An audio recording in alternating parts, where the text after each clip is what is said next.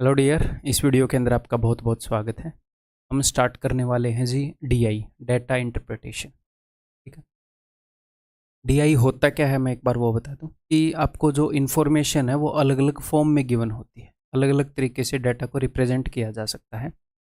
Pie chart के अंदर हो गया, टेबल की फॉर्म में हो गया, बार ग्राफ की फॉर्म में हो गया, लाइन ग्राफ की फॉर्म में हो गया। आगे हम क्वेश्चन देखेंगे तो सारी चीज़ें मिलेंगी। अलग अलग तरीके से डाटा दिया जा सकता है। तो सबसे पहला काम क्या होता है डीआई में? सबसे पहला काम है डाटा को समझना, आंकड़ों को समझना। जनरली बच्चे क्या करते हैं, सीधा क्वेश्चन के ऊपर झपट्टा मारते हैं। क्वेश्चन को पढ़ेंगे सीधा, चलो क्वेश्चन पढ़ के सोल्व कर दूं। बट उस क्वेश्चन को समझने के लिए कई बार आपको पहले डाटा समझ में आना ज़रूरी है कि भाई 5 कंपनियों की डिमांड और प्रोडक्शन दे रखी है, क्या दे रखी है। क्वेश्चन में बोलेगा पी और क्यू की डिमांड फलाने और धकड़े की इस चीज़ से कितने % ज़्यादा है, कम है। तो क्वेश्चन उतने अच्छे से समझ में नहीं आएगा बिना डाटा पढ़े, जितना डाटा पढ़ने के बाद विजुअलाइज अच्छे से हो जाएगा। तो पहला काम क्या होता है? पहला काम होता है डाटा को समझना। उसके बाद दूसरा काम क्या होता है? क्वेश्चन को समझना। क्वेश्चन को करना नहीं, क्वेश्चन को समझना। ये ज़्यादा टाइम लेगा। क्वेश्चन को समझने का मतलब क्या है कि उसने क्या पूछा है, और डाटा को आप समझ चुके हो तो आपको आइडिया हो जाएगा कि ये कैलकुलेटिव है नहीं है, कितना टाइम लेगा। उसके बाद हम डिसाइड करते हैं कि क्या मैं क्वेश्चन को अभी करूं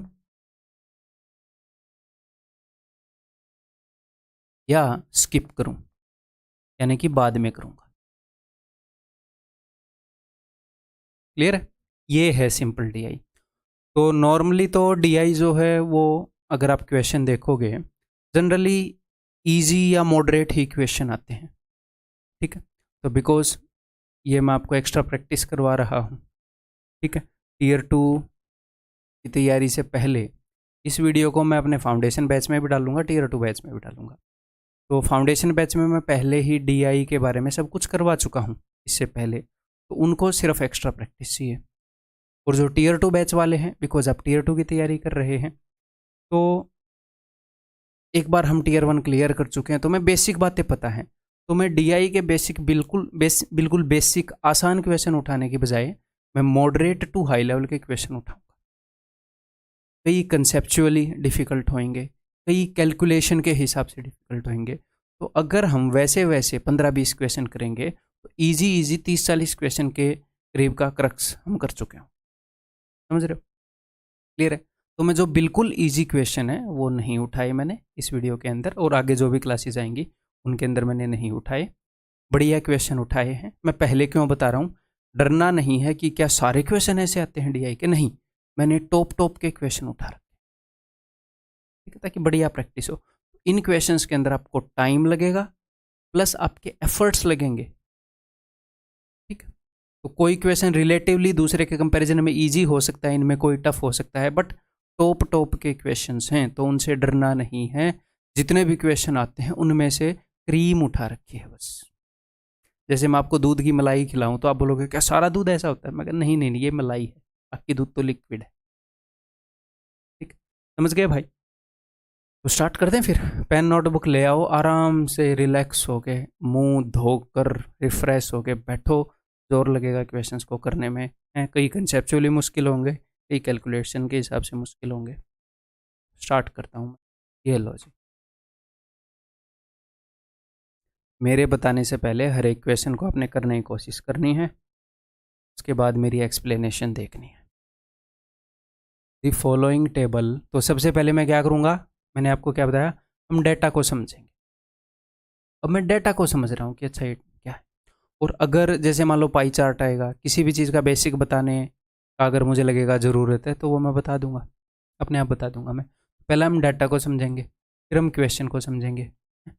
वीडियो में तो स्किप आप क्या ही करोगे, एग्जाम में आप डिसाइड करोगे स्किप करूँ या अभी करूँ, है ना। The following table shows the marks in percentage. अच्छा, परसेंटेज में मार्क्स शो कर रहा है। Obtained by 6 students in 4 different subjects. तो अच्छा, ये 6 स्टूडेंट हैं। जैसे मैं मन ही मन में ये पढ़ूंगा तो फिर मैं डाटा को देखूंगा, अच्छा ये 6 स्टूडेंट हैं, स्टूडेंट्स, ये 4 सब्जेक्ट हैं, तो इसके फिजिक्स में इतने % मार्क्स आए। ओके, इसके केमिस्ट्री में इतने % मार्क्स आए। एग्ज़ाम में ऑफकोर्स हम ये चीज़ें बोलेंगे नहीं, बट एक बार एनालाइज तो करेंगे। अच्छा, 6 स्टूडेंट के 4 सब्जेक्ट में ये मार्क्स हैं, तो हम समझ गए कि गिवन क्या है। Maximum marks in each subject is 100, maximum marks जो हैं वो 100 है। तो ये परसेंटेज में थे, तो 100 का 85% 85, 100 का 75% 75, तो ये एक्चुअल में मार्क्स भी हैं, सिर्फ परसेंटेज ही नहीं। 100 का तो जितना भी % निकालोगे उतना ही निकलेगा, तो एक्चुअल मार्क्स हैं ये एक हिसाब से, ऐसे मान लो। अब क्वेश्चन समझते हैं। अब ये क्वेश्चन आ गया, in which of the following subjects is the average of the percentage marks obtained by the 6 students the highest. कौन से सब्जेक्ट में जो एवरेज ऑफ परसेंटेज मार्क्स है वो हाईएस्ट है। तो आपको परसेंटेज का निकालना ज़रूरी नहीं है, क्योंकि आउट ऑफ 100 सब कुछ है, तो परसेंटेज निकाल लो या मार्क्स निकाल लो, कोई दिक्कत नहीं है। ओके जी, तो कौन से सब्जेक्ट में हाईएस्ट है। तो नंबर 1 तो ये तरीका है कि मैं आपको ये बता दूं कि डाटा को कंपेयर कर लो, बिकॉज मुझे आंसर पता है कौन सा है, तो मैं आपको बता सकता हूं कि देखो इसके ज़्यादा लग रहे हैं, बट एक्चुअल में अगर एग्ज़ाम में आप करोगे तो डाटा इस तरीके से आप ऐसे कंपेयर नहीं कर पाओगे। मोस्ट प्रोबेबली हर एक स्टूडेंट को जोड़ कर ही देखना पड़ेगा, तो हम जोड़ेंगे। कैसे जोड़ेंगे देखते हैं। एवरेज नहीं निकालूंगा मैं, अरे जिसका सम ज़्यादा होगा वही, उसी की एवरेज हाईएस्ट होएगी। एवरेज है क्या, सम डिवाइडेड बाई 6 करेंगे, तो देखते हैं। देखो 8 और 7 15 और 8 23, ठीक है। 9 9 9 9 3 27 और 23 50, तो 500 हो गए, और 5 5 5 515, तो टोटल क्या हो गए जी 515। जिसका सम ज़्यादा उसकी एवरेज ज़्यादा। 9 और 7 16 और 6 22 और 8 30 और 18 48 480 और 10, तो ये तो बनेगा ही नहीं, 490 बनेगा। 515 तो बनेगा नहीं, मुझे तो हाईएस्ट देखना है, तो मैं चेक ही नहीं करूँगा। जैसे इसमें अब 10 जोड़ोगे तो 490 बनेगा। कई बार स्टूडेंट लिखेगा ऐसे 490, क्यों भाई, ये बन नहीं रहा तो छोड़ दे इसको। अब ये देखो 7 कितनी बार आया है, 1 2 3 4, 4 बार। 7 चौके 28, 280, और 9 और 8 17, या फिर 28 और 8 36 और 9 45, 450, 1 2 3 4 5 और 25 475, नहीं बनेगा, 515 आ ही नहीं रहा। 8 तिये 24 और 9 तिये 27, या फिर इसको एक और बढ़िया तरीके से कर सकते हो, 8 और 9 को जोड़ दो, कितने बन गए, 9 और 8 17। ऐसे ऐसे 3 जोड़े हैं, ये रटनी नहीं है, ये ऑन द स्पॉट चीज़ें आ जाए तो ठीक है, नहीं तो नॉर्मली जोड़ लो। जैसे अभी मेरे दिमाग में आया, अदरवाइज 24 और 27 करके जोड़ा होगा मैंने पहले जब भी इस क्वेश्चन को सोल्व किया होगा। तो 9 और 8 17, ऐसा ऐसा 3 जोड़ा ही, क्या 510 प्लस में 10 520, तो ये जीत गया। तो ये उत्तर है जी, ज्योग्राफी। क्लियर है। कई बार डाटा ऐसा होगा कि हमें सीधा सीधा दिख जाएगा कि इसमें ज़्यादा है, कई बार नहीं दिख, कई बार आपको लगेगा इसमें ज़्यादा है, निकल आएगा इसमें ज़्यादा। देखो इसमें और इसमें सिर्फ 5 का फ़र्क है, ये नहीं बोल सकते इसमें दिख ही रहा था पहले सारे 90 85 और 80, इसमें कहीं पर भी 5 ज़्यादा होते, यहाँ पर 85 कर देता वो, या फिर यहाँ पर 85 कर देता, यहाँ पर 75 ही रहता। मेरे हिसाब से तो ऑनेस्टली एकदम से ऐसे आँखों से तो नहीं दिख रहा। तो उत्तर क्या आ गया जी, geography. Next,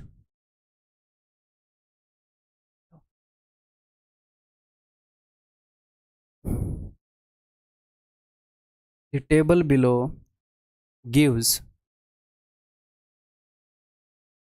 the number of units of 4 different products manufactured by a company during 4 different months of a particular year। तो ये अलग अलग तरह के प्रोडक्ट बनाए हैं 4 अलग अलग तरह के महीने में एक कंपनी ने। जैसे जनवरी में इतनी प्लेट बनाई और जो मार्च में इतनी कटोरियाँ बनाई, ठीक है, हम समझ गए। अलग अलग प्रोडक्ट बनाए हैं, कौन से महीने में कितने बनाए हैं, ये क्यों। अब क्वेश्चन देख, the total number of units manufactured in March, March में जो यूनिट्स बनी हैं ऑफ ऑल दी 4 प्रोडक्ट्स, ठीक है, is what % of total number of spoons manufactured in these 4 given months taken together. March में जो सारी चीज़ें बनी हैं वो कितने % हैं, जितनी भी सारी स्पून बनी है 4 महीने में उसकी। तो मार्च में टोटल कितनी चीज़ें बनी हैं, ये इन सब का सम करोगे, ये कितने % है, जितनी भी स्पून बनी है इन सब के सम। सिंपल है, जोड़ना ही है, कर लेते हैं। इजी है क्वेश्चन। मैंने क्यों लिया, क्योंकि बहुत ज़्यादा जोड़ना पड़ रहा है, तो अभी जोड़ते हैं। देखो दो दो दो दो तीन 6 और 3 9 900, 6 और 3 9 और 9 18 180, 900 और 180 1080 और 16 तो 1096। क्या पूछा है? This is what percent of, ये कितने परसेंट है? ओके, इन सब का। दो दो दो दो दो चौके 8 800, 8 और 3 11 और 8 19 190, 800 और 190 990, 6 और 4 10 990 और 10 1000। ये 1000 का कितने परसेंट है? सिंपल है भाई, कितने परसेंट है? 109.6। That's it, option. आगे बढ़ूं?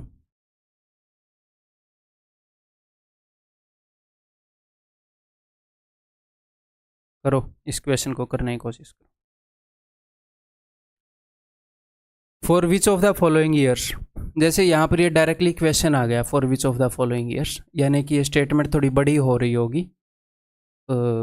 जो समझने का डाटा है मैंने ऐसे लिखा नहीं होगा यहाँ पर, या फिर कुछ क्वेश्चन में क्या होता है डायरेक्टली क्वेश्चन दिया हुआ है और डायग्राम को समझने की इन्फॉर्मेशन यहाँ गिवन है, तो मैं ऐसे नहीं देखूंगा for which of the following years. ये तो क्वेश्चन है, क्वेश्चन से पहले क्या करना है? डाटा समझना होता है। छोड़ दो, यहाँ पर आ जाओ, डाटा समझते हैं पहले।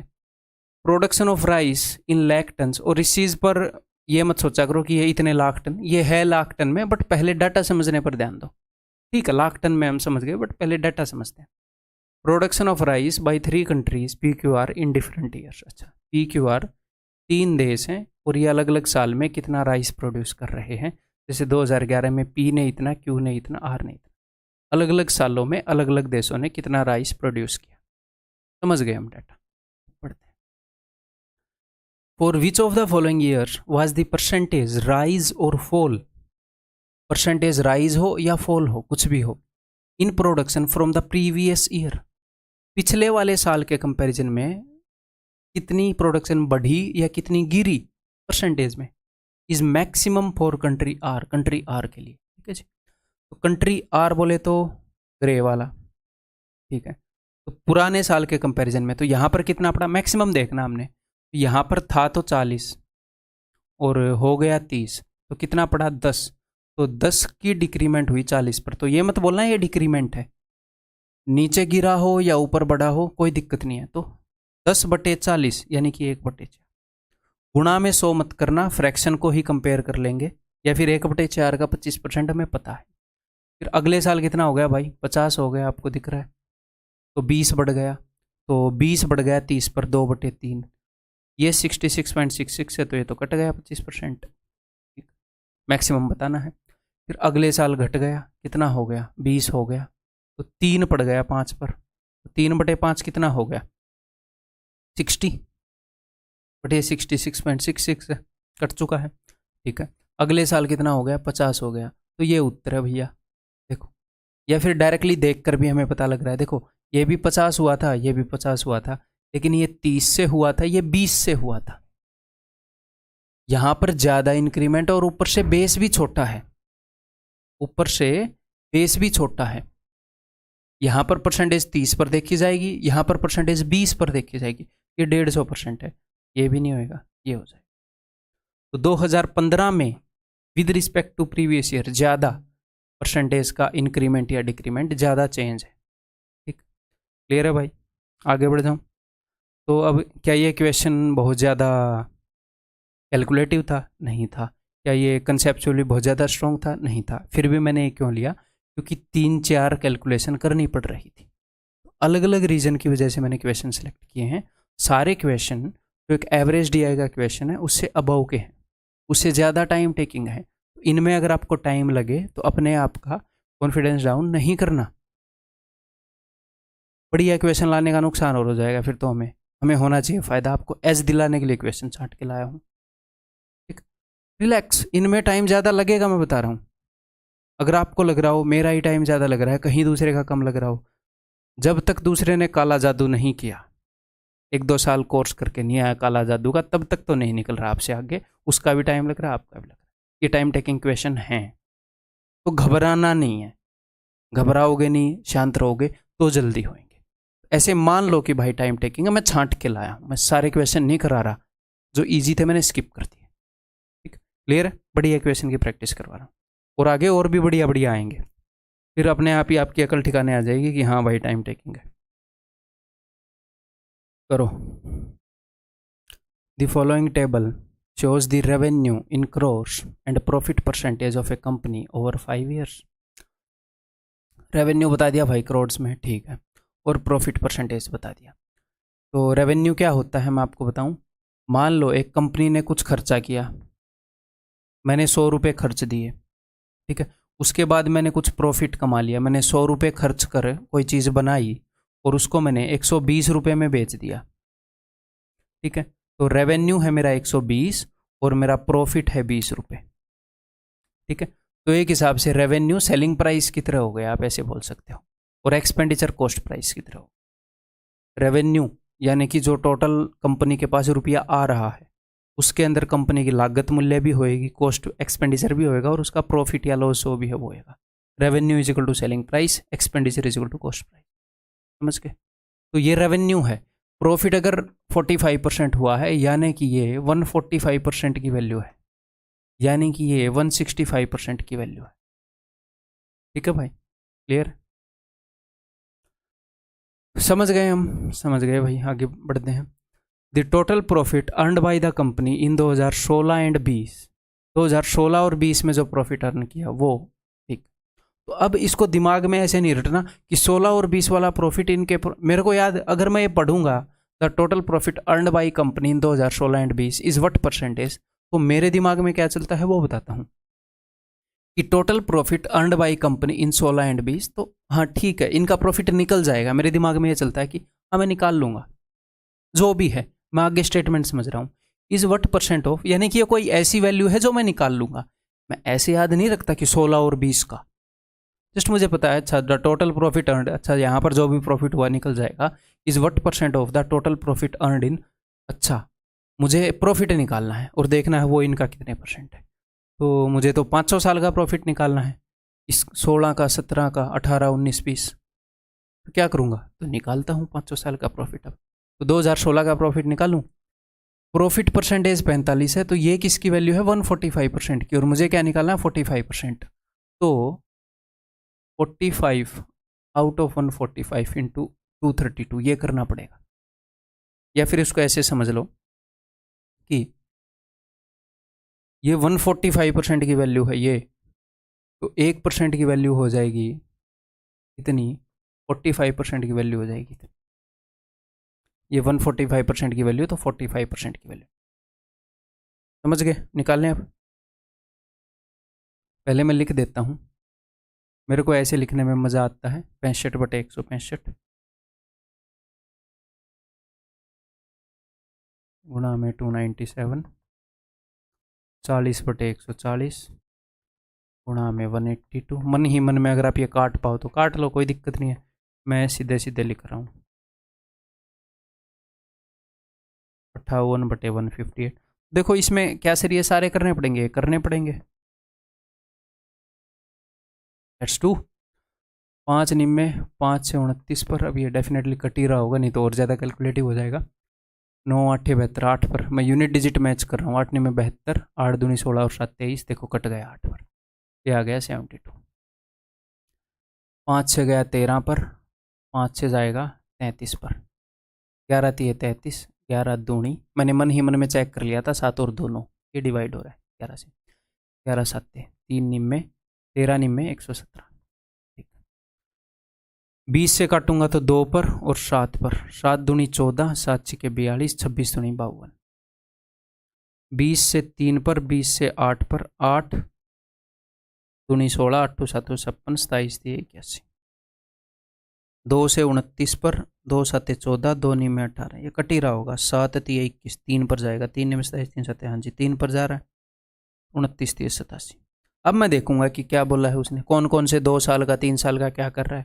तो ये बोल रहा है कि 16 और 20 का, तो यानी कि ये 16 और 20 यानी कि 72 और 87, तो 8 और 7 15, 150 और 7 और 2 9, 159, 159 इज व्हाट परसेंट ऑफ इन सब का, तो 11 और 5 16 और 8 24, 240 और 250, ये कितने परसेंट है ना, गुणा में 100।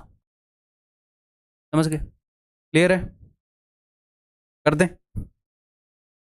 50 दूनी 50 पांजे, ऊपर नीचे 2 कर देता हूँ गुणा, ताकि कितने के बाद यहाँ पर 10 बन जाएगा, 1 के बाद पॉइंट लगा देंगे।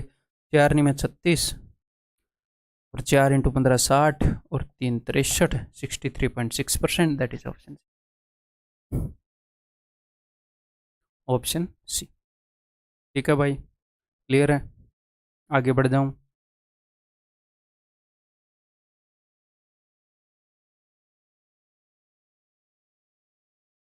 Do this question. ICAR में काफ़ी डिफिकल्ट क्वेश्चन आए थे एक बार। ठीक है,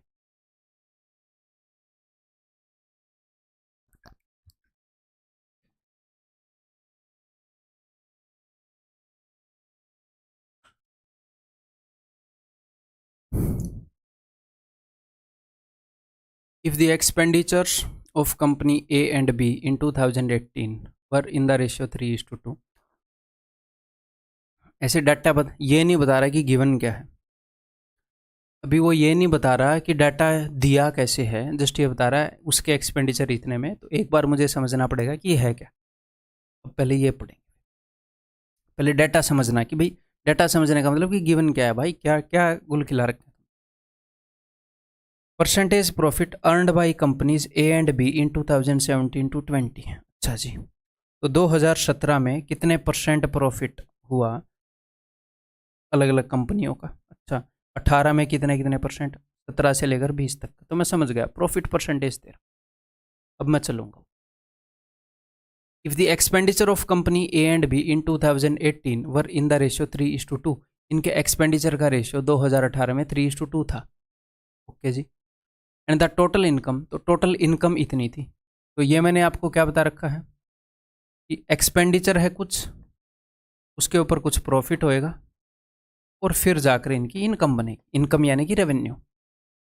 लास्ट क्वेश्चन में उसने रेवेन्यू बोला था, इस क्वेश्चन में इनकम बोल। तो ये क्या है? एक्सपेंडिचर, जो भी उनका खर्चा है एक्सपेंडिचर। ठीक, तो उसने 2 कंपनियों के एक्सपेंडिचर का रेशियो बता दिया। ठीक है जी। उनका प्रॉफिट परसेंटेज हमें पता है, जी हाँ, और उसने ये वाली वैल्यू दे दी, जी हाँ। तो मैं क्या करूँगा, मैं ऐसी ही एक सिमिलर सिचुएशन क्रिएट कर लेता हूँ। तो कंपनी ए और बी का मैंने ये मान लिया कि इसकी 300 है एक्सपेंडिचर, इसकी 200 है। ये क्या है? ये मैंने एक्सपेंडिचर मान लिया, एक्सपेंडिचर का रेशियो। एक इमेजिनरी सिचुएशन क्रिएट कर रहा हूँ। तो अब की बात बोल रहे हैं 2018 की एक्सपेंडिचर। ठीक है, तो 2018 की, तो 2018 में कंपनी ए यानी कि ये चौंस वाली कंपनी ए का प्रॉफिट है 40%। अब यहाँ पर मैं लिख रहा हूँ इनका प्रॉफिट, तो इसका प्रॉफिट 40%, 1% तो 3 हो गया, तो 20। इसका रेवेन्यू कितना हो जाएगा भाई? इसकी इनकम कितनी हो जाएगी भाई? इसकी इनकम हो जाएगी 420। ठीक है, कंपनी बी का प्रॉफिट कितना है?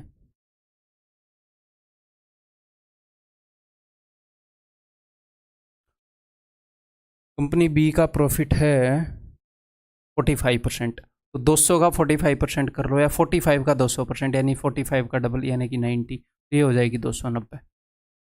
ओके, तो इन दोनों का सम कितना हो गया? इन दोनों का सम हो गया 710। तो 710 को रिप्रेजेंट कर रहा है 355।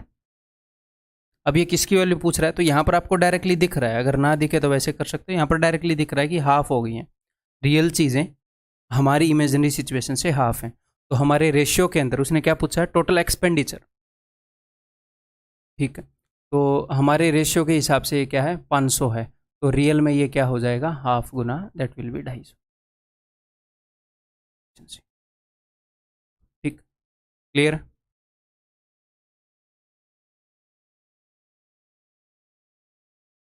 आगे बढ़ूं? ये देखो next question.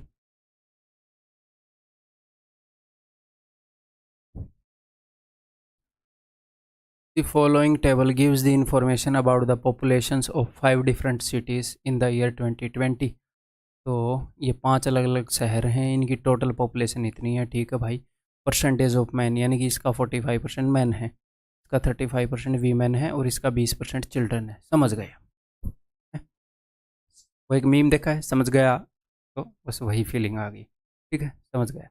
Next, in city R among the children the ratio of boys to girls is 2:3। City R में जो बच्चे हैं कितने परसेंट है हमें पता है, ठीक है, उसमें बॉयज़ इज टू गर्ल्स का रेशियो ये है। तो इस इंफॉर्मेशन को ज़्यादा दिमाग पर ये मत लगाया करो कि गिवन क्या, कि वैल्यूज़ क्या गिवन है, ये मत समझा करो कि अच्छा इसका 2:3 है।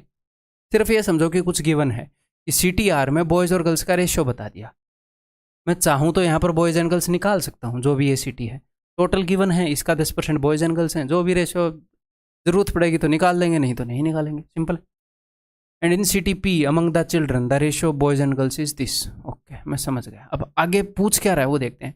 What was the total number of girls among the children in city P and R, यानी कि गर्ल्स निकालनी है। अब फोकस करते हैं, देखो, in city R among the children the ratio of boys and girls, girls निकालनी है तो ये 3 निकालना है, 3/5। टोटल बच्चे अगर 5 हैं उसमें से 3 गर्ल्स हैं। सिटी आर पर फोकस करो। सिटी आर में 42,000 है, उसका 10% ये है चिल्ड्रन, तो एक के बाद पॉइंट लगा दो, 4200 नंबर ऑफ चिल्ड्रन आ गया। इसमें से 3/5 गर्ल्स हैं, खत्म। यही है ना, सिटी आर का पहले बोला ना उसने, ओके। और गर्ल्स बाद में, ये बात भी ध्यान रखनी है, बॉयज़ कब बोला, गर्ल्स कब बोला, और नीचे फिर ये गर्ल्स और बॉयज़ बोल देता है, यहाँ तो बॉयज़ और गर्ल्स बोलिए पलट भी देता है, तो थोड़ा ध्यान रखना डीआई के क्वेश्चन में इन चीज़ों का। अगर आपको लगे सर इससे ज़्यादा टाइम लग रहा है तो टेंशन मत लो, जब क्वेश्चन गलत होगा, जब एक आता हुआ क्वेश्चन गलत होगा और 1 नंबर की वजह से आप एग्जाम में रह जाओगे, फिर जो 1 साल लगेगा ना वो टाइम ज़्यादा ही होगा, यहाँ पर जो 5 सेकंड एक्स्ट्रा लग रहे हैं उससे। कामली करने की प्रैक्टिस हमें करनी है घर पे, ताकि हम वहाँ पर कामली कर पाएँ, अपने पेपर को ख़राब ना करें, अपनी मेहनत रंग लाए। ठीक, देखो, ठीक है, ये मैं निकाल लूँगा। आगे बढ़ते हैं। पी में कितने हैं, इसका 20%, तो इसका 1% तो है 468, 20% हो जाएगा, 1% गुणा में 20। इसमें से गर्ल्स निकालनी है मुझे, बॉयज़ इज टू गर्ल्स 4/9 है, तो इनको निकाल के जोड़ना है बस, तो अभी जोड़े देते हैं। 9 पंजे 45, 9 दूनी 18, ये कितने हैं, 3 दूनी 6, 6 दूनी 12, 6 चौके 24 और 1 25, 4 दूनी 8, 1 0 तो है ही है, 8 दूनी 16, 1 8 पंजे 40 और 1 41, तो ये हो जाएगा जी 5 और 1 6, 4 और 2 6। जैसे मैंने यहाँ पर प्लस का निशान बना दिया। कई काम मैं ऐसे करता हूँ जो आप एग्जाम में नहीं करेंगे, ठीक है, आपको बाद में ये पीपीटी मिलेगी, तो मैं चाहता हूँ वो भी थोड़ी सी यूज़फुल हो जाए, तो एक आधी स्टेप में लिख देता हूँ ऐसे। आपको सिर्फ इस पे फोकस करना है, जितना आप अपने कंफर्ट के हिसाब से बढ़िया कैलकुलेशन कर सकते हैं, कम लिख के उतना करना है। आगे बढ़ जाऊँ अब,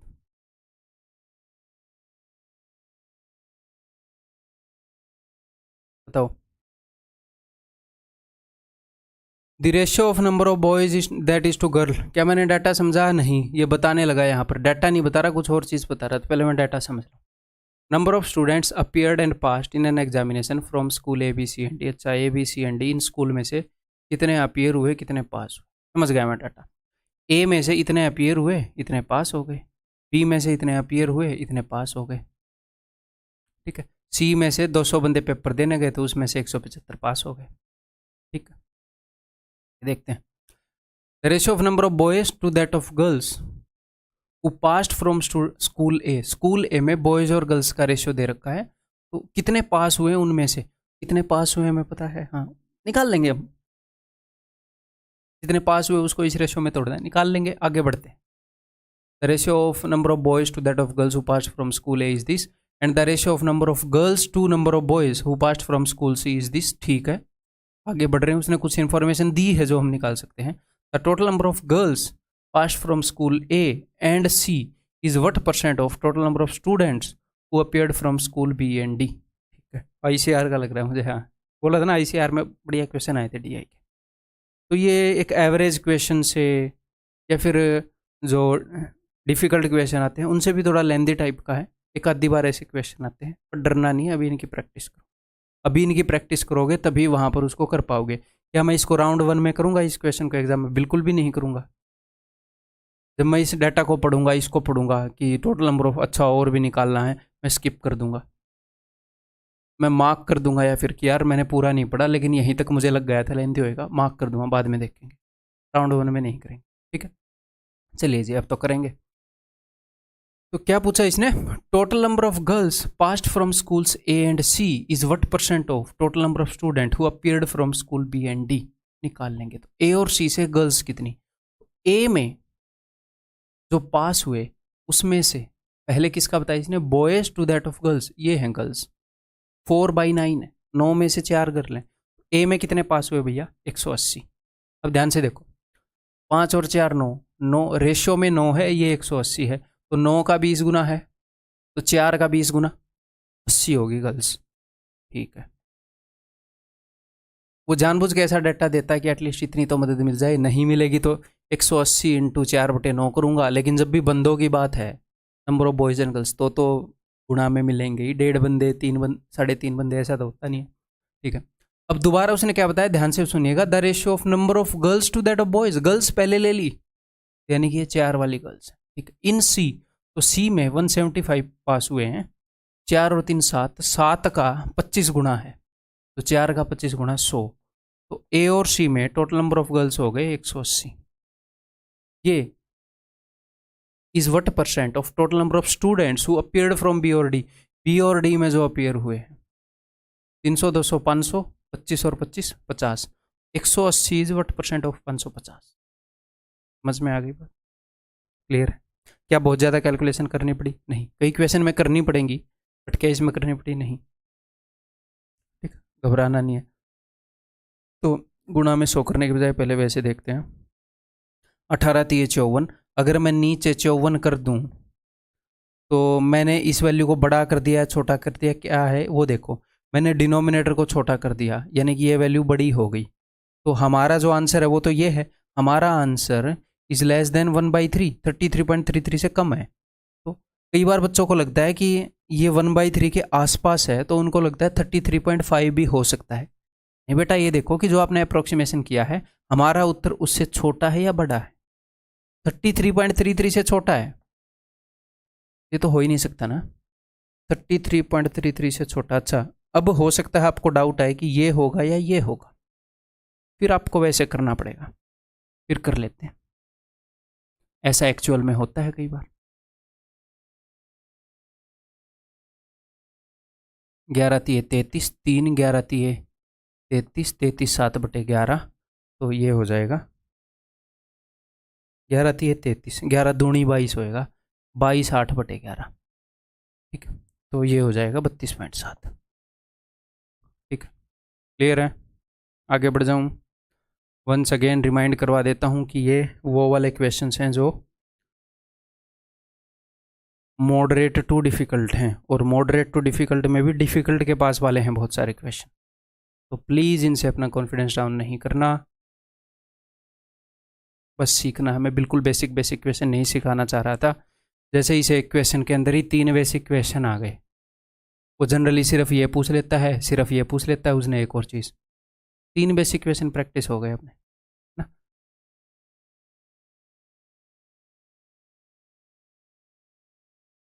the ratio of the number of male employees to, तो ये डायरेक्ट कुछ और डाटा देने लगा। पहले मैं डायग्राम को समझना चाह रहा हूँ। ब्रेकअप हो गया भाई किसी का, ब्रेकअप डिग्री वाइज। अब हाँ, पाई चार्ट मैं आपको बता देता हूँ। जैसे पाई चार्ट जो है, सिंपल ये बात है कि एंगल अराउंड ए पॉइंट होता है 360 डिग्री, हैं जी, सिंपल सी बात है।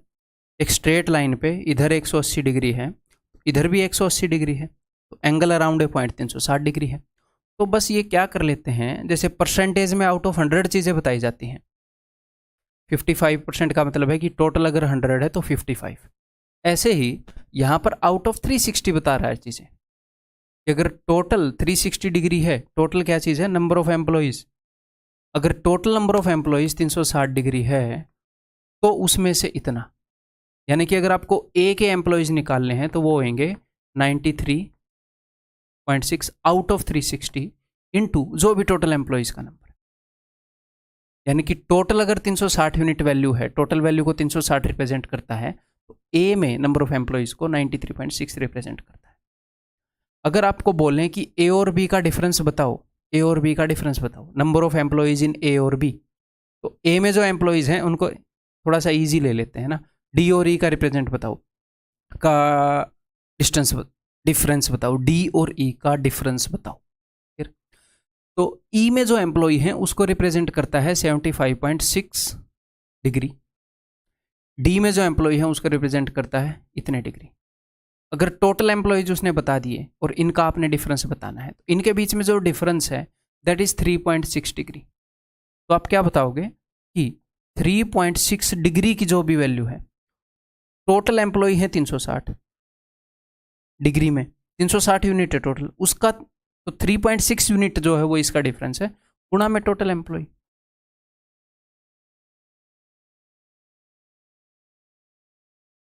या फिर इसको एक और तरीके से बताऊं,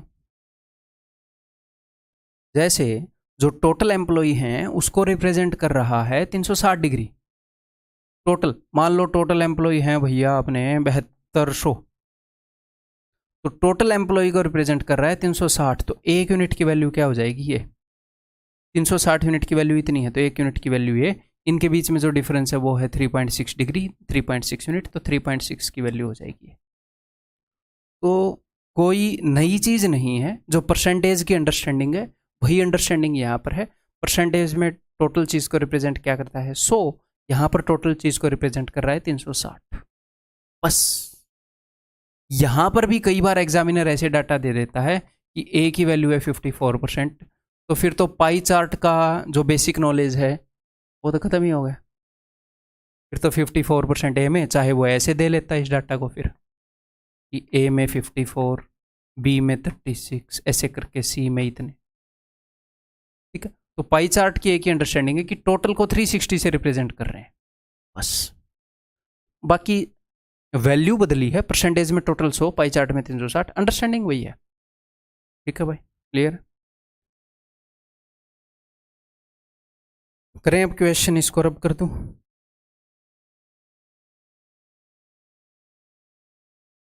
चलो, तो ब्रेकअप डिग्री वाइज दे रखा है of the number of employees working in departments A B C and D of a company. अच्छा, यानी कि ए में कितने बंदे काम कर रहे हैं, ए में काम कर रहे हैं 93.6 divided by 360 into total number of employees. Okay जी, अब उसने क्या बताया, number of employees in department is equal to B is equal to 432, तो डिपार्टमेंट बी यानी कि इतने यूनिट की वैल्यू ये है, इतने यूनिट की वैल्यू निकाल सकते हो, निकाल सकते हैं। इतने यूनिट की वैल्यू ये है तो इससे डिवाइड करूंगा तो एक यूनिट की वैल्यू आ जाएगी, इतने यूनिट की गुणा में मल्टीप्लाई करके निकाल सकता हूँ।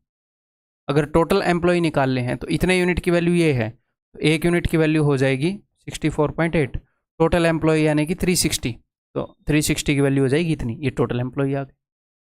तो आप कुछ भी कर सकते हो, उसने बी में एम्प्लॉय बताए हैं, अब वो कुछ भी पूछ सकता है क्योंकि हम कुछ भी निकाल सकते हैं। ओके, देखते हैं भाई।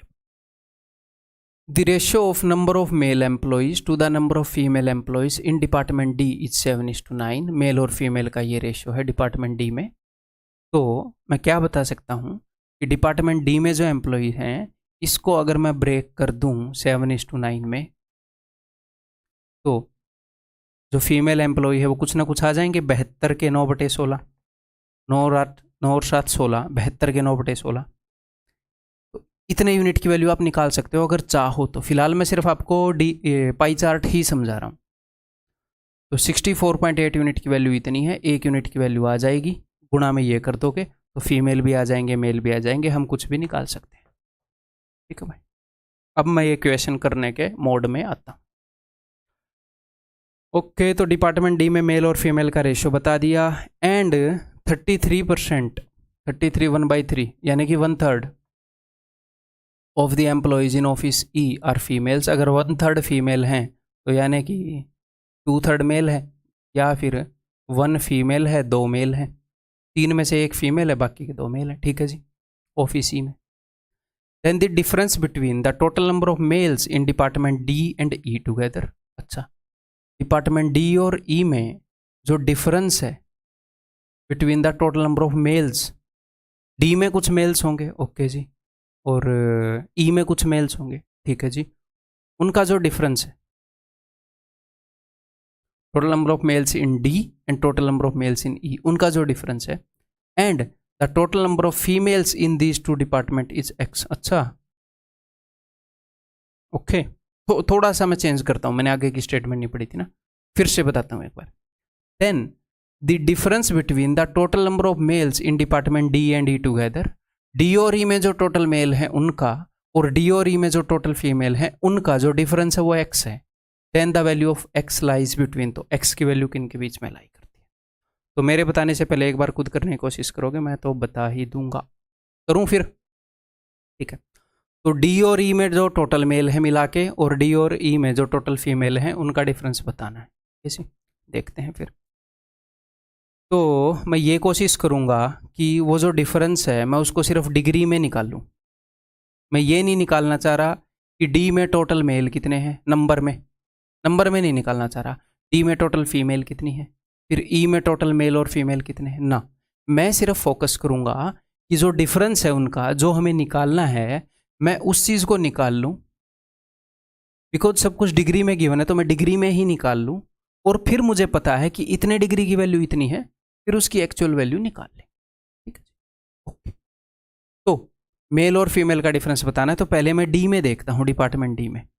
तो मैं ये देखूंगा विद रिस्पेक्ट टू मेल, मैं देख रहा हूँ कि मेल कितने ज़्यादा हैं। हो सकता है किसी डिपार्टमेंट में मेल ज़्यादा हूँ, किसी में फीमेल ज़्यादा हूँ, तो मैं निकाल रहा हूँ मेल कितने ज़्यादा है। ठीक है जी, तो यहाँ पर मेल इज टू फीमेल का रेशो है। ठीक है, या फिर अब मैं ये देख रहा हूँ कि फीमेल कितनी ज़्यादा है, ऐसे मान लो। अच्छा, यहाँ पर मेल ज़्यादा है तो मेल ज़्यादा ही देख लेते हैं। तो अगर टोटल एम्प्लॉई 9 और 7 16 हैं, 9 और 7 टोटल एम्प्लॉई डी में 16 हैं, तो इनका डिफरेंस है 2 का, तो मेल 2 कम है ना। टोटल एम्प्लॉई 16 हैं तो मेल 2 कम है, तो 2 आउट ऑफ 16, अगर टोटल एम्प्लॉई 16 है तो मेल 2 कम है, गुणा में जितने भी यहाँ पर एम्प्लॉई हैं उसका 2/16 डिफरेंस है मेल और फीमेल का। मेल इतने कम है तो टोटल एम्प्लॉय कितने हैं डी में, 72। ये मैंने डिफरेंस निकाल लिया।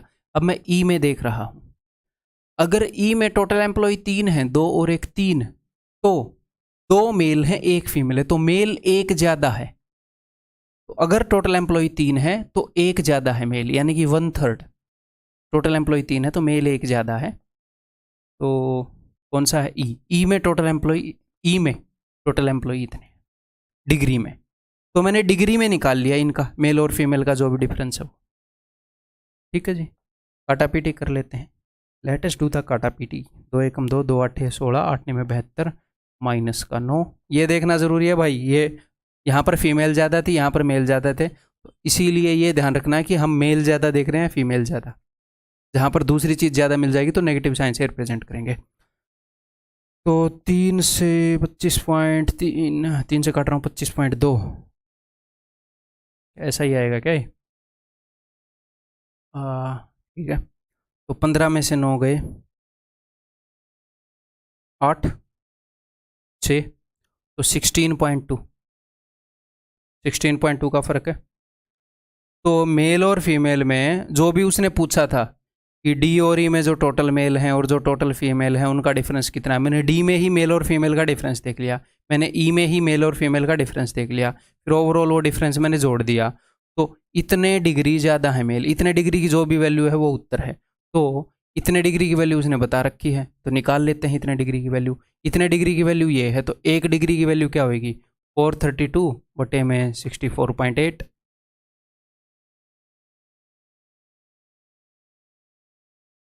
बैक 64.8, और इतने डिग्री की वैल्यू। कई बार मुझे ये लगता है कि मन में ये चलता रहता है ना द्वंद की, समझ में आ तो गया होगा ना, सबको समझ में आ तो गया होगा ना।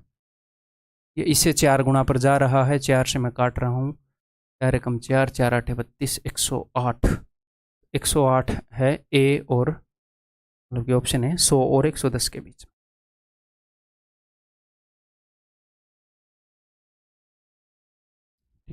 क्लियर है, आगे बढ़ जाऊं।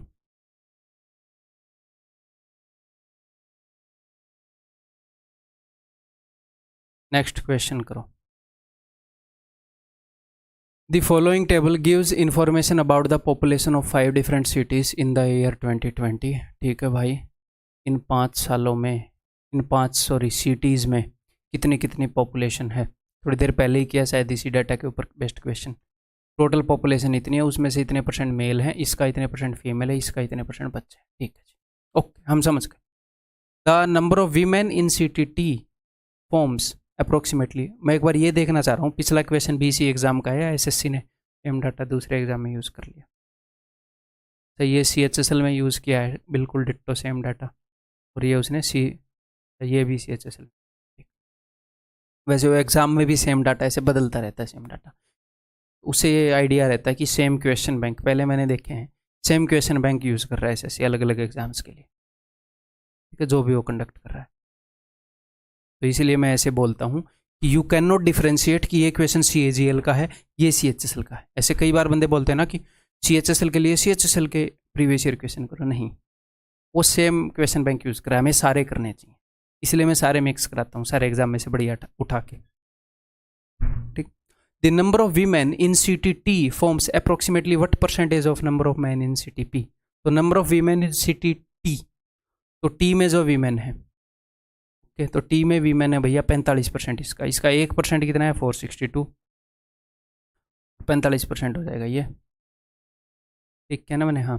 What % of number of man in CTP, P में मैन, पी का इसका 1% इतना है, 45% कितना होगा?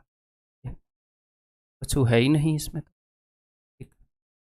तो अच्छा कैलकुलेशन थोड़ी सी होएगी क्योंकि ये पास है 97.28 97.82, तो यहाँ पर अप्रोक्सीमेट करेंगे हम।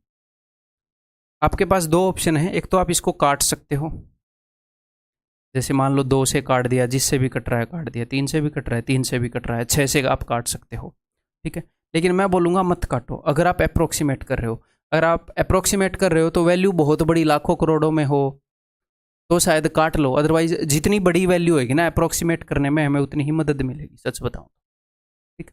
तो ये देखो, ये वैल्यू नीचे वाले का कितना % है, हमने ये देखना है, तो मैं सिर्फ ये देख लेता हूँ ये वैल्यू नीचे वाले से कितना कम है, कितना कम है, 6 कम है, तो मैं ये देख लूँगा कि 6 जो है वो % में कितना होगा, 6 इसका कितना % है, अगर 6 इसका 10% है तो ऊपर वाली वैल्यू 90% होगी, सिंपल सी बात है। तो देखो इस नीचे वाले का 1% तो है जी 4.68, है ना, तो अभी भी 6 तो नहीं हुआ है, मैं ये देखना चाह रहा हूँ 6 कितना % है, तो और कितना % बढ़ना चाहिए,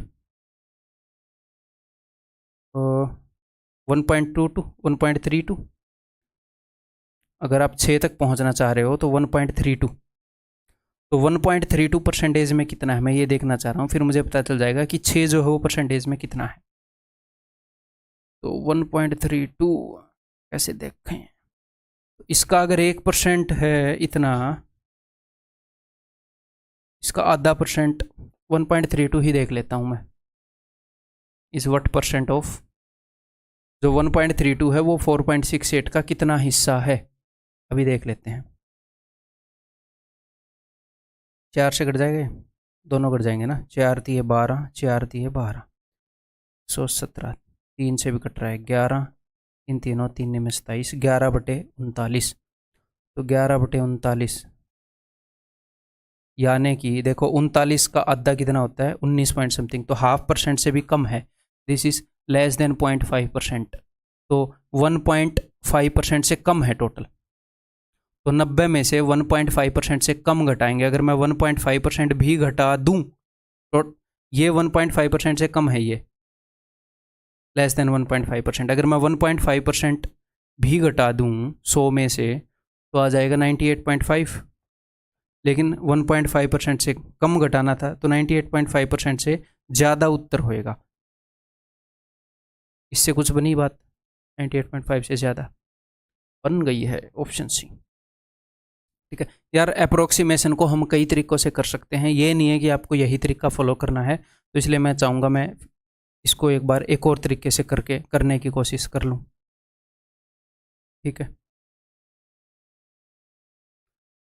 मैं सोच लूँ कि और बेटर वे से आपको बता दूँ, नहीं तो फिर हमें कन्वेंशनल तरीके से तो करना ही पड़ेगा। 6 से भाग हो रहे थे ना, 6 × 7 = 42, 6 × 7 = 42, 6 × 7 = 42, 6 × 8 = 48, फिर आप ऐसे देख ही सकते हो कि 77/88 78 गुणा में 100, इसको तो कर ही सकते हो, इस तरीके की तरफ तो मैं जा ही नहीं रहा, ये नहीं बोल रहा ये गंदा है। कई बार आपको लगे यार अप्रोक्सीमेशन में आप कंफर्टेबल नहीं हो, तो ऐसे कर सकते हो, कोई दिक्कत नहीं है। हम अप्रोक्सीमेशन कर रहे हैं, ये ऐसे ही करनी पड़ेगी, ऐसे ही ठीक रहेगी। चलो ठीक है, फिर आगे बढ़ते हैं।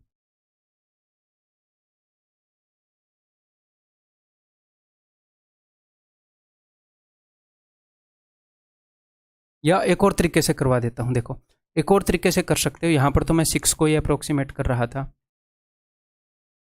अब मैं ये देख रहा था कि ऊपर वाली वैल्यू कम कितनी कम है, क्योंकि ये हमारे लिए ईजी था। इसी चीज़ को मैं दूसरे वे से बता देता हूँ आपको। चलो इसी चीज़ को हम ये देखना चाह रहे हैं, 6 जो है वो परसेंटेज में कितना है। तो देखो इसका 1% कितना है, 4.68। तो 1% की वैल्यू है 4.68। अब कई बच्चों को समझ में आ जाएगा। तो मैं ये देखना चाह रहा हूँ कि ये कितने परसेंट है दोस्त। तो इन दोनों का और मुझे कितना एक्स्ट्रा बढ़ना है 6 तक जाने के लिए, तो मुझे बढ़ना है 1.32। तो 1.32% में कितना है वो मैंने देखा था, वो था लेस देन 0.5%। अब आपको समझ में आ जाए, ठीक है। तो ओवरऑल 6 की वैल्यू क्या हो गई, 6 की वैल्यू होगी लेस देन 1.5%। तो मैंने 100 में से 1.5% घटाया है, तो क्या आ गया 98.5%। तो अपना उत्तर मोर देन 98.5% हो गया, क्योंकि मैंने 1.5% घटा दिया, लेकिन मुझे इससे कम घटाना था, तो इससे ज़्यादा उत्तर होगा। अभी मैं अच्छे से समझा पाया। नेक्स्ट, तो number of questions bye definitely come होंगे, जितने मैं इजी क्वेश्चंस करवा सकता था उससे कम, क्योंकि एक मुश्किल क्वेश्चन में एक से ज़्यादा क्वेश्चन है। ये करो,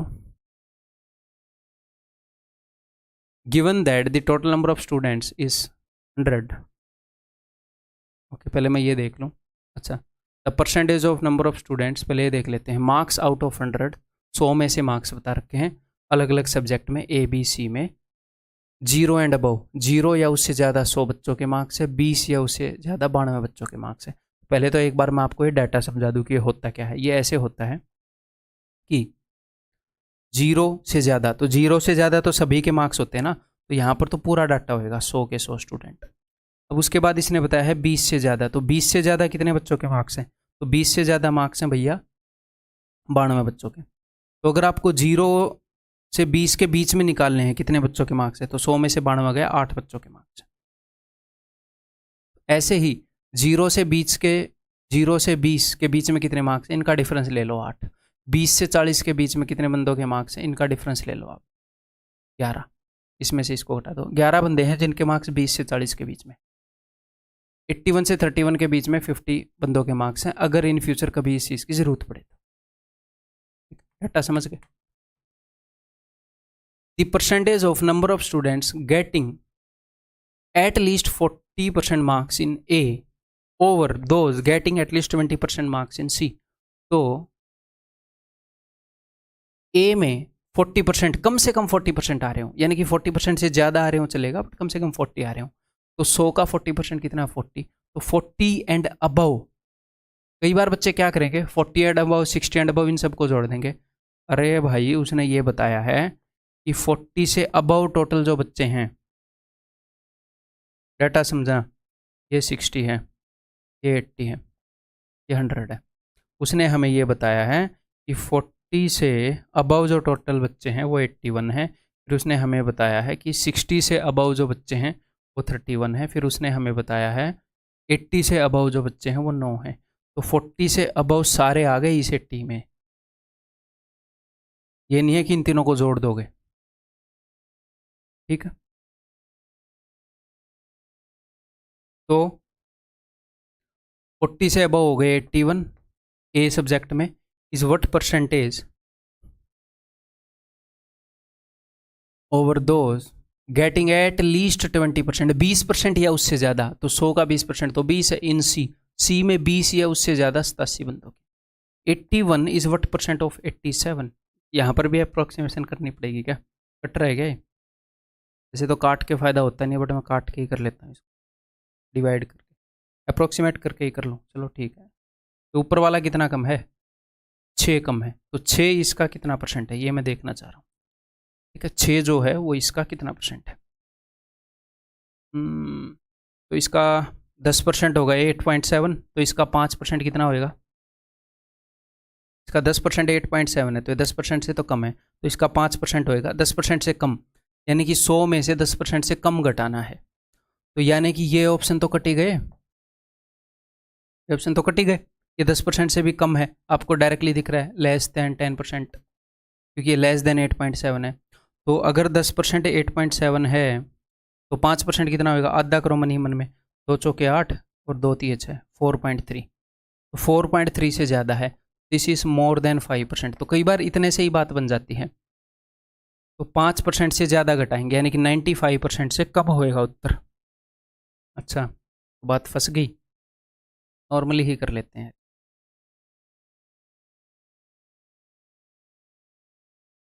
27, 29, 2700/29, तो इसको अब भाग ही करना पड़ेगा। अब इतना तो हमें पता ही है कि ये 9 पर जाएगा, है ना। और अगर आप ऐसे भी भाग करते तो भी 2 एलिमिनेट हो जाते, 8 पर भेजते तो नहीं जाता, 9 पर जाता। 9 में 81, 8 9 दूनी 18 और 8 26, ये बच 9 और 0। अब ये 0 पर तो जाने से रहा, 29 0 ये जा रहा है और 3 पर जा रहा है, 29 30 87। ऐसे करने में ही फ़ायदा है इस क्वेश्चन, ऑप्शन सी, ठीक है।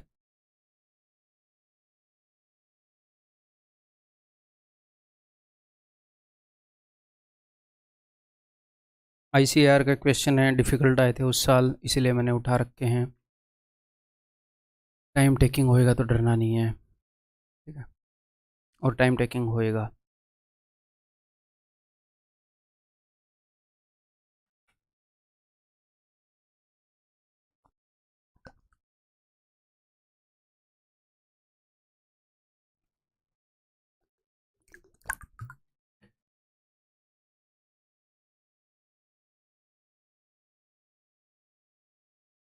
देखें मामला क्या है। Number of male and female employees working in office A B C and D of a company. Company A में कितने मेल काम कर रहे हैं, कितनी फीमेल दे दी। कंपनी बी में कितने कितने काम कर रहे हैं, दे दी। यानी कि अलग अलग कंपनी में कितने मेल हैं, कितनी फीमेल है, दे दिया। ओके, आगे क्या दे रखा है, percentage of employees who got a promotion, कितने परसेंट बंदों को प्रमोशन मिला। यानी कि ए में, ऑफिस ए में 42% बंदों को प्रमोशन मिला और 40 जितनी भी फीमेल थी, ये मत बोलना सर इनका सम शो नहीं हो रहा, जितने भी मेल थे उसके 42% को प्रमोशन मिल गया और जितने भी फीमेल हैं उसके 44% को प्रमोशन मिल गया ऑफिस ए में, ठीक। ओके जी, अब देखते हैं the total number of female employees in office B C and D who got a promotion. Okay, B C और डी में कितनों को प्रमोशन मिला, हमें पता है इसके कुछ परसेंट को मिला होगा, इसके कुछ परसेंट को मिला होगा, हमें वो निकालना है, निकाल लेंगे। Is what percentage more than the total number of male employees in office A and C. A और सी में मेल और ऊपर थे female who did not get a promotion, यहां पर जिनको प्रमोशन नहीं मिला वो भी निकाल ले। देखो बी सी और डी में फीमेल, तो बी में फीमेल कितनी है भाई, ब्लू वाली 250, 250 के कितने परसेंट को मिला है प्रमोशन, बी में 60%। तो 250 का 60% निकाल लो या 60 का 250% निकाल लो, उसका 5/2 टाइम्स हो जाएगा। या फिर कैसे भी कर लो, इसका 10% है 25, तो 60% निकालना है, 25 के 150, 150 आ, ठीक। अब ऑफिस सी में फीमेल कितनी है, 400, 400 का 55% या 55 का 400%, 55 का 400%, यानी कि 55 का 4 टाइम्स, तो 55 का डबल हो जाएगा 110 का डबल 220,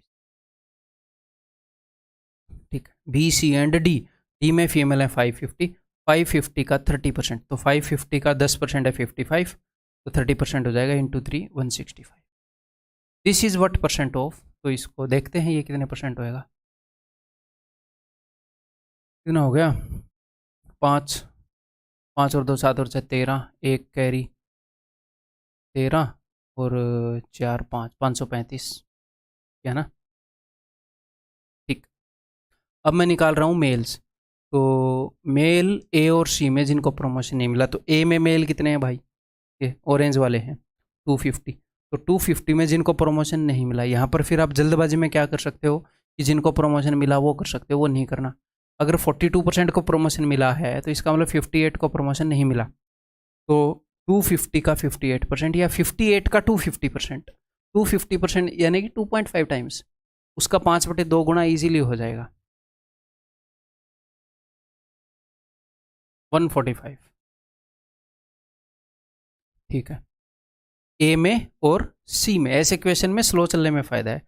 सी में 500 का 55% या 55 का 500%, उसका 5 गुना, 5 5 25, 5 5 25 और 2 27, ये वैल्यू यहाँ नीचे आएगी।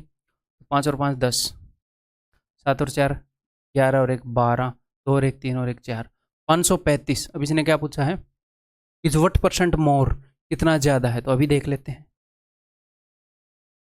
ये कितना ज़्यादा भाई, 115, 115 ज़्यादा है इससे। 115 इज वट परसेंट ऑफ 420, ये मुझे निकालना है। तो 420 का 1/4 होता है 105, ये 25% से ज़्यादा है। दिमाग खराब है इसका, पास पास दे रखे हैं इसलिए क्वेश्चन छांट रखे हैं ना। तो करें फिर, अप्रोक्सीमेशन से कर लूँ, अप्रोक्सीमेशन से ही कर लेता हूँ चलो। तो 105, इसका 1/4, 105 तो हो गया जी 25%। ठीक है, अब मुझे 115 तक जाने के लिए 10 और चाहिए, तो 10% में कितना है ये देख लेते हैं। तो इसका 1% है 4.2, 1%, अगर 1% 4.2 है तो 2% कितना हो जाएगा 8.4, तो ये 2% प्लस है, तो ये 2% प्लस समथिंग है, तो 27%, 27 पॉइंट समथिंग, ऑप्शन डी। ठीक, क्लियर, आगे बढ़ जाओ।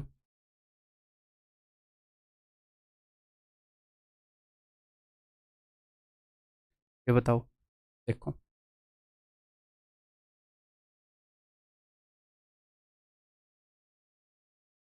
The given bar graph shows the sales in thousand of 4 mobile brands for 4 years। 4 mobile के ब्रांड हैं, अच्छा जी, 4 साल तक, 16-17 में ये, 17-18 में ये, 18-19 में ये, 19-20 में ये। ठीक है जी, 4 अलग अलग साल में ये अलग अलग ब्रांड है, B1 B2 B3 B4। पहले ब्रांड की क्या ये सेल है, इतने मोबाइल बिके, इसके इतने मोबाइल बिके, इसके इतने। ठीक है, इसे साइड में करके देखोगे इसे पता चल जाएगा कि 10 बिके। ठीक, अलग अलग साल में अलग अलग ब्रांड के कितने मोबाइल बिके ये उसने बता दिया है। ठीक है जी, इन थाउजेंड्स, हज़ारों में। If the sale of a brand is more than the average sale of these 4 brands in an year then it gets a star. अगर किसी ब्रांड की सेल एवरेज सेल से, इन चारों ब्रांड की एवरेज सेल से ज़्यादा है तो उसको एक स्टार मिलता है। ठीक, which brand has minimum number of stars, कौन से ब्रांड के मिनिमम नंबर ऑफ स्टार हैं यहाँ से लेकर यहाँ तक, फ्रॉम 2016 टू 2019, 2016 से 2019। तो यार ये फाइनेंशियल ईयर का भी यही पंगा है, वो 2019 इसमें भी है इसमें भी है, लेकिन हम यहाँ से देखेंगे ना, 2016 से 17 19 इन तीनों का देखेंगे।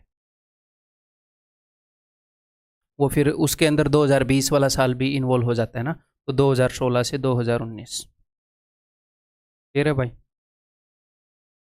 देखते हैं अब इनकी ब्रांड 1, ब्रांड 2, ब्रांड 3, ब्रांड 4, इसको कब कब स्टार मिलेगा वो मैं यहाँ पर लिख लूँगा। कैसे लिखूँगा देखो, तो पहले इनकी मैं एवरेज निकालता हूँ, फिर देखूँगा किस किस को स्टार मिला। एवरेज के लिए सम निकालना पड़ेगा, 5 और 4 9 और 10 19 और 8 27, 27/4, 4 6 24, 6.75 से ज़्यादा किस किसकी है भाई, इसकी भी ज़्यादा है, इसकी भी ज़्यादा है, तो ब्रांड 3 और 4 को स्टार मिला, एक स्टार इसको मिल गया, एक इसको मिल गया। ठीक है, क्लियर। अब अगले साल देखते हैं, 7 और 9 16 और 11 27 और 10 37, 37/4, 4 नहीं में 36, 9.25, किस किस को स्टार मिल गया भाई, 9.25 से किस किस की ज़्यादा है, ये 9 है, ये 9, तो इन दोनों की ज़्यादा है, तो ब्रांड 3 और 4 को फिर से स्टार मिल गया। ठीक, एक एक स्टार और मिल गया, 2 इसके हो गए, 2 इसके हो गए। ठीक है, अब अगले साल देखते हैं भाई, ये कितना है, ये है 12। ठीक है, ये कितना है 11, 12 और 11 23, 23 और 10 33, 33 और 9 42, 42/4, तो 10.5, 10.5 से कम किस किस की है, देखो इसकी भी कम है, इसकी ब्रांड 1 और 2 को मिल गए, ब्रांड 1 और 2 दोनों को मिल गए। ये गलत हुआ, इसका मतलब उसने 2019 में उसको भी इंक्लूड कर लिया। ऐसे तो हम उत्तर बता ही नहीं पाएंगे। ये उसने गलत इंक्लूड किया है। यहाँ पर क्वेश्चन ये होना चाहिए था कि 2016 से 2020 होना चाहिए था फिर। या फिर रुको, मैं खुद को करेक्ट करता हूँ। रुको रुको, मैं गलत था, मैं खुद को करेक्ट करता हूँ। क्यों? आप ऐसे देखोगे आगे से, इस कन्फ्यूज़न को ही दूर कर लेते हैं। आप ऐसे देखोगे कि उसने 2016 जो लिया है, अगर आप इसको मान रहे हो 2016 यहाँ पर उसने लिया है, तो 2019 भी पहले वाला टर्म है ना 2016, तो 2019 पहले वाला इसमें है, तो चारों साल का कंपेयर करेंगे। ठीक है मेरे भाई, तो चारों साल का कंपेयर करेंगे। आगे से फिर इसमें कन्फ्यूजन ही नहीं होगा, ऐसे हम देख। तो चौथे साल का भी देखते हैं। और सर इसका देखने का कोई और तरीका मिलेगा क्या? ऐसे ग्राफ से ही हम कंपेयर कर लें, ऐसे कुछ कर लें? ऐसे नहीं कर सकते, कैलकुलेट करना पड़ेगा। ठीक है, 14 और 16 30, ये कितना है? ये इसके बराबर है 12, 30 और 12 42, और 15 57, 57/4 14.25।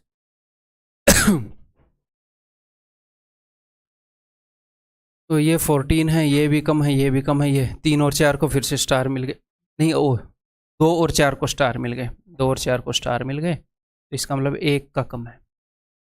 ब्रांड 1 के स्टार सबसे कम है। क्लियर है भाई? आगे बढ़ जाऊं?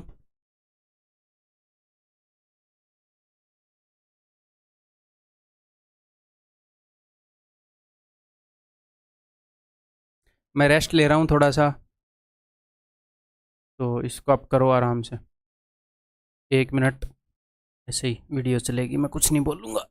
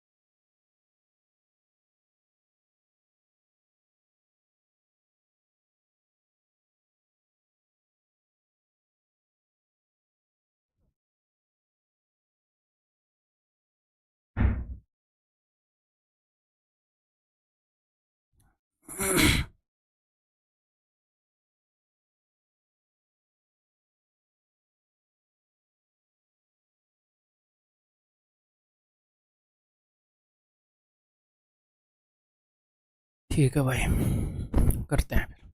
अभी अगर आपने ऑफ कोर्स नहीं किया होगा, नहीं होगा 1 मिनट पे, तो पॉज करके कर लो, कोई दिक्कत नहीं। ठीक है, फिर देख लेना next. The breakup degree wise of total number of employees of a company working in 5 offices A, B, C, D and E। तो अलग अलग कंपनीज में एम्प्लॉयज़ काम कर रहे हैं। अच्छा, इन 5 ऑफिसेस, एक कंपनी के 5 अलग अलग ऑफिसेस में टोटल नंबर ऑफ एम्प्लॉय ये है। इनका डिग्री वाइज ब्रेकअप दे रखा है। तो टोटल एम्प्लॉयज़ को रिप्रेजेंट करता है 360 डिग्री। तो ये 360 डिग्री की वैल्यू इतनी है। ऑफिस ए में जो एम्प्लॉई काम कर रहे हैं वो है 79.2 डिग्री। तो 79.2 डिग्री की वैल्यू निकालोगे तो यहाँ पर टोटल नंबर ऑफ बंदे आ जाएंगे। ऐसे ऐसे करके हम निकाल सकते हैं। ठीक है जी, ठीक है, let's do it. It's shown in the following pie graph. यहाँ से पढ़ते हैं।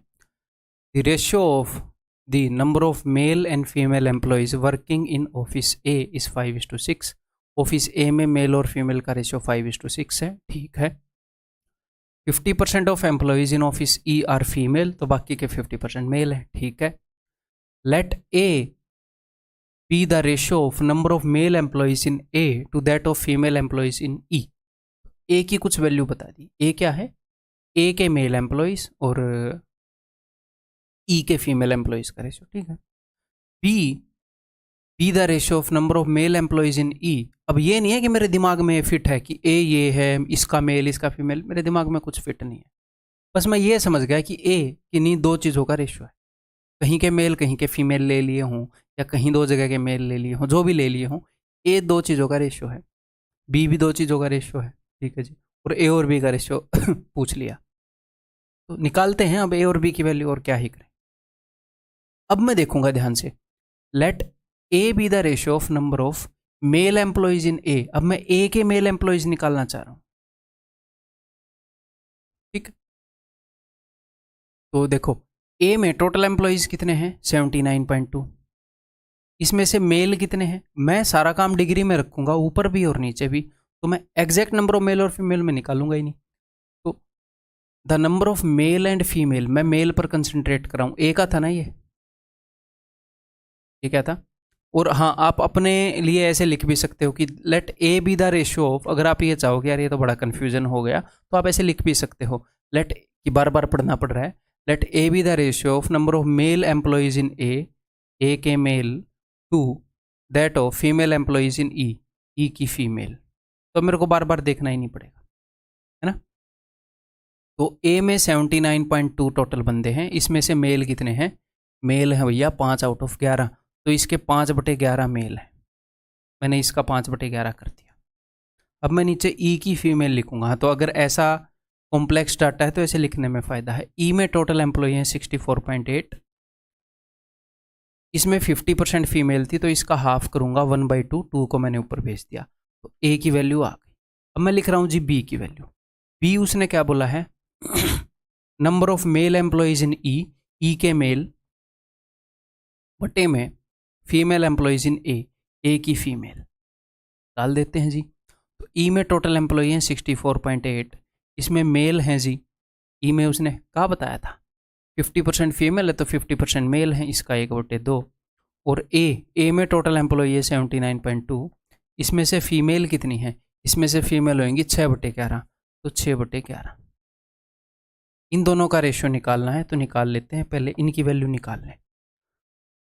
तो एक के बाद पॉइंट से एक के बाद पॉइंट कट गया, 11 से कट रहा है, 11 7 11 दूनी, ठीक है। ये 8 से कट रहा है, 8 9 72, 8 8 64, 8 1 8, 9 9 81, तो ये आ गया जी 5 दूनी 10/9। ओके, एक के बाद पॉइंट से एक के बाद पॉइंट कट गया है, 11 से कट रहा है, 11 7 11 दूनी, 8 9 72, 8 8 8 1 कम, ये 9 से फिर से कट गया, 9 9 81, तो 3 3 9, 3 दूनी 6, तो ये आ गया जी 3/4। तो ए बटे बी क्या होएगा, ए बटे बी हो जाएगा 10/9 बटे में 3/4, तो 40/27,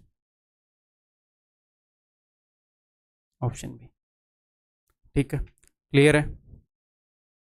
तो क्या टाइम टेकिंग क्वेश्चन था, डेफिनेटली टाइम टेकिंग क्वेश्चन था, और सोच समझ कर करना पड़ेगा, संभल कर करना पड़ेगा, और फर्स्ट राउंड में हम डेफिनेटली नहीं करेंगे, ठीक है। फर्स्ट राउंड में ऐसे क्वेश्चन को करना पाप है, नरक में भी जगह नहीं मिलेगी, ठीक है।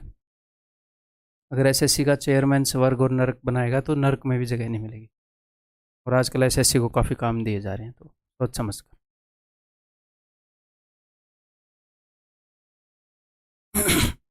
नेक्स्ट,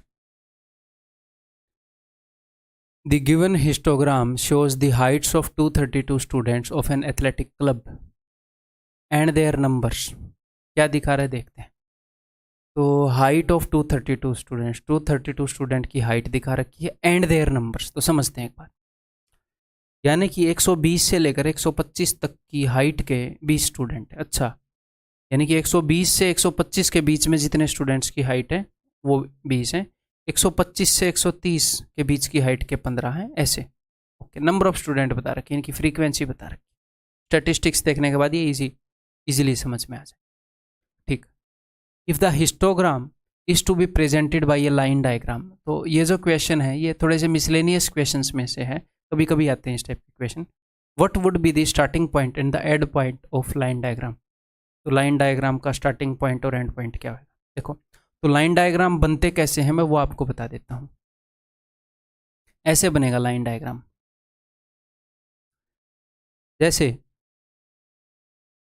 अगर मैं यहाँ पर लाइन डायग्राम बनाना चाहूँगा तो लाइन डायग्राम इसको बोलते हैं जो ऐसे बनता है, ऐसे। तो मुझे चाहिए कि एग्जैक्टली इतनी हाइट इतने बंदों की है, लेकिन यहाँ पर एग्जैक्टली कितनी हाइट कितने बंदों की है हमें नहीं पता। हमें ये पता है कि 120 से 125 के बीच में 20 बंदों की है। तो मैं क्या करूँगा, तो मैं ये करूँगा 120 और 125 की एवरेज लूँगा। 120 और 125 की एवरेज होगी 122.5। मैं ऐसे लिखूँगा 122.5 हाइट, इनका मैंने एवरेज ले लिया, 20 बंदों की है, तो मैं 20 हाइट पर इसको कर दूंगा। या फिर आप ऐसे बोल सकते हो कि मैं इसके बीच में ऐसे बनाऊंगा, इन सब के बीच में ऐसे,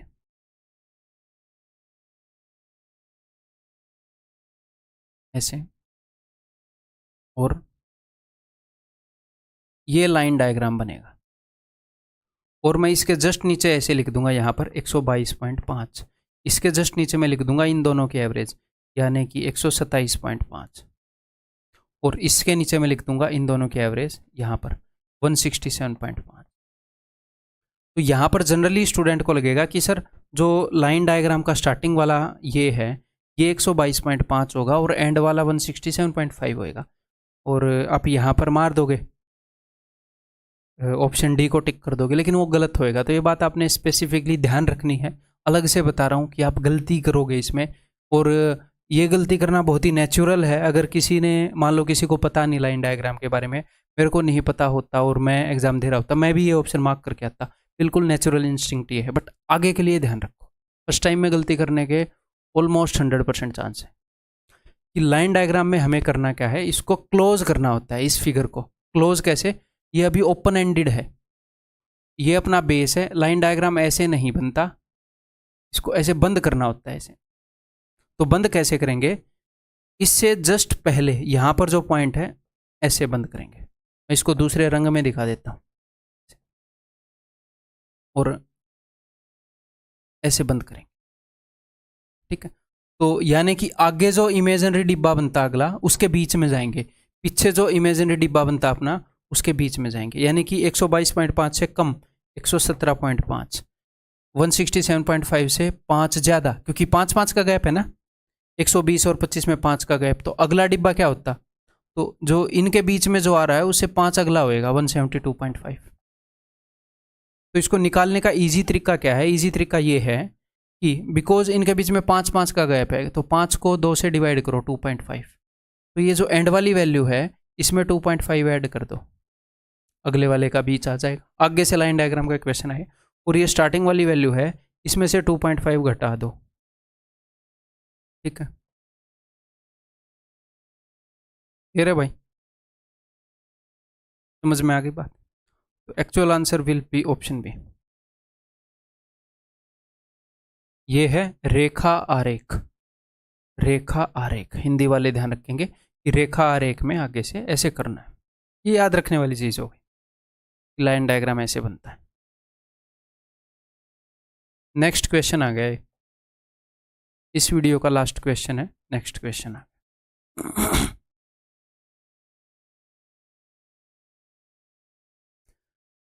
The given histogram shows the heights of 232 students, data वही है, ठीक है, heights of 232 students of an athletic club, वही डाटा है। What is the average height of 32 tallest students? 32 tallest students की एवरेज हाइट क्या होगी, तो क्या होगी, तो 32 tallest स्टूडेंट होंगे, 20 ये वाले और 12 ये वाले, इनको मत ले लेना टॉलेस्ट। इन स्टूडेंट की हाइट है 140 से 145 के बीच में, 140 से 145 हाइट के बीच में 45 स्टूडेंट है। नंबर ऑफ स्टूडेंट ज़्यादा है इस हाइट में, लेकिन लंबे स्टूडेंट ये हैं जिनकी हाइट 165 से 170 के बीच में, जिनकी हाइट 160 से 165 के बीच में, ये हैं, इनकी बतानी है। तो देखो, अब इनकी हाइट आप मानोगे 162.5 इन दोनों के बीच में, और इन सभी की हाइट आप मानोगे 167.5 इन दोनों के बीच में। बिकॉज 5-5 का गैप है, तो अगले वाले का जो मिडल है जो हम मानते हैं वो हमेशा 5 ज़्यादा है। तो कभी भी ऐसा करना पड़े तो क्या करो, आप ये मान लो कि 162.5 तो सबकी हाइट है ही है, इनकी भी है, इनकी भी है। देखो इनकी तो एग्जैक्टली 162.5 है, इनकी भी है। 162.5 से एक्स्ट्रा कितना है इनके पास, इनके पास 5 ही एक्स्ट्रा होगा, तो 5 एक्स्ट्रा वाले कितने स्टूडेंट है, 12, तो 60 एक्स्ट्रा है। और ये 60 एक्स्ट्रा बिकॉज हम एवरेज निकाल रहे हैं तो सभी स्टूडेंट में बटेगा 32 में, ये उत्तर आ जाएगा। 4 से 15 पर, 4 से 8 पर, ये हो जाएगा 8 एकम 8 एक साथ, और 7/8 क्या होता है 83.33, तो 0.83, तो 1.83333 ऐसे चलता रहेगा, तो 0.3333 चलता रहेगा ऐसे। 8 और 5 13, 1 2 और 1 3 और 1 4, 164.3333 यानी कि 164.4 ऑप्शन डी। ठीक है भाई, क्लियर है। चलिए ये अपनी पहली क्लास होगी, ऐसे ही और क्वेश्चन मैं लेकर आऊँगा अगली क्लासेस के अंदर। इसका जो फीडबैक है ज़रूर अपना जो टेलीग्राम चैनल है पेड बच्चों का आप सभी का, वहाँ पर टेलीग्राम ग्रुप है, वहाँ पर ज़रूर फीडबैक देना। ठीक, उससे मुझे पता चलेगा कितना समझ में आया, आपको कैसे फील हो रहा है, कॉन्फिडेंस डाउन हो गया है या अप हो गया है। मैं पहले ही बता रहा हूँ कि डिफ़िकल्ट क्वेश्चंस में से हैं, तो कॉन्फिडेंस डाउन नहीं होना चाहिए। ये अगर कर भी लिए, चाहे ज़्यादा टाइम लेकर कर लिया, आप बाकी के नॉर्मल DI क्वेश्चंस में ज़्यादा तेज़ करोगे काम। जब इतनी लंबी सिचुएशन को आप समझ लोगे और हैंडल करोगे, तो बेसिक सिचुएशन को बहुत जल्दी समझने लग जाओगे और तेज़ करने लग जाओगे। जब मॉक दोगे तो असर दिखेगा आपको, इस कारण ये किया है। ठीक है, तो अगली वीडियो में मिलता हूँ भाई, फीडबैक ज़रूर देना।